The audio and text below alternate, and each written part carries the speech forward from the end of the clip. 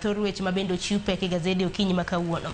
Wang'e na ng'anyo nikech wenge duto te ng'iyo ng'anyo makiny kinde mabende kinyi chin tarik 25 nyakwarom gajwang' higa achiel chakre ne ng'anyo mar sundo piny owacho ne tim ng'anyo mabende na nitiere report mabende nochiw kanyo gi IMLU nyakwarom gajwang'.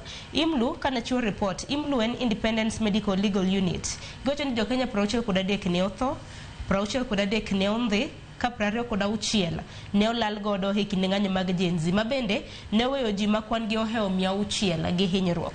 Odiochieng' makinye kinde mabende koro ng'anyo makama ugene tim.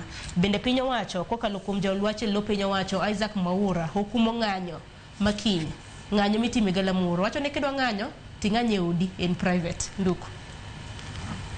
Bipa ni mago bende siayo kata mana yene waraje ke president. No president kujoma they don't know what they are communicating to the public. Nyonchi neno ka kwera Owino kai. Kecho Owino is the head mar communication mar government. Ene monego kuongo otere jogi gima kuongo. Ikos mondo ngis jogi gima ginyalo gacho madhin the public.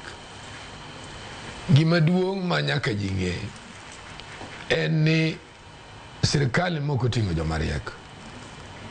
Nikeche problem mar jogi enano. Problem mar jogi en ni jowa notho pokwa neno yo mora mokam go hapo. Problem ma jogi nitie joma nomaki ma pokwa neno. Nitie joma lal ogitho ogini jela wakia kama gintie.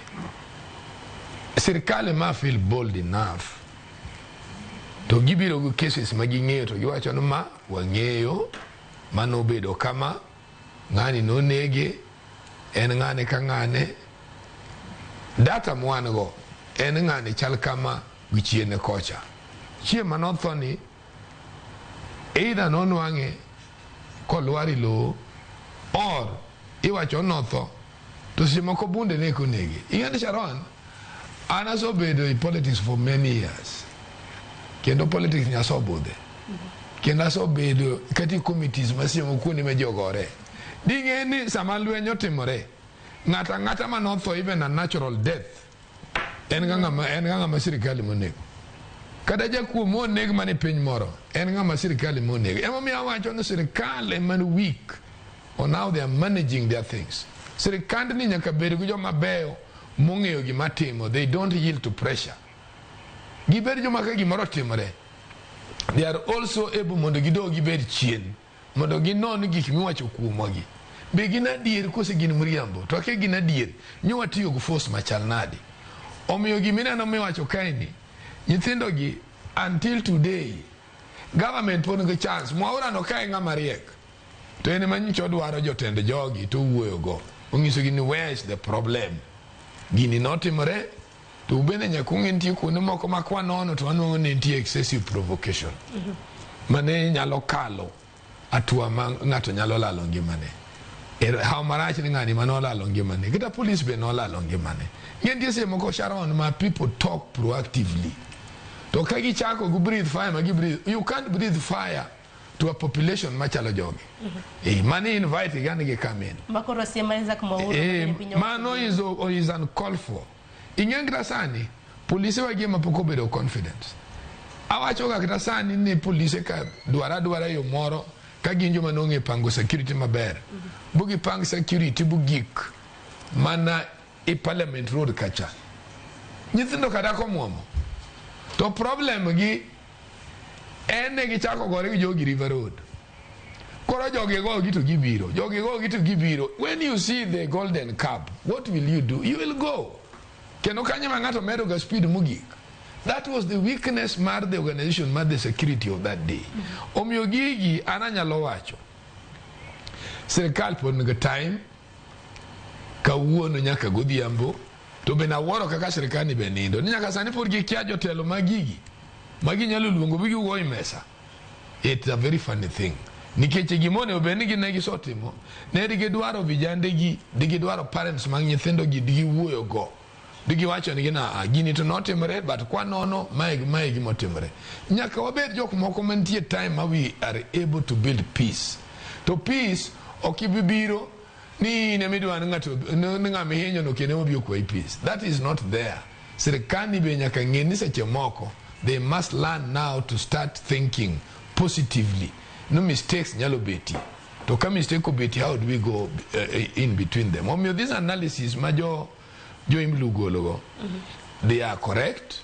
The only thing, and now their data is not very much enclosed. So gima onego tim.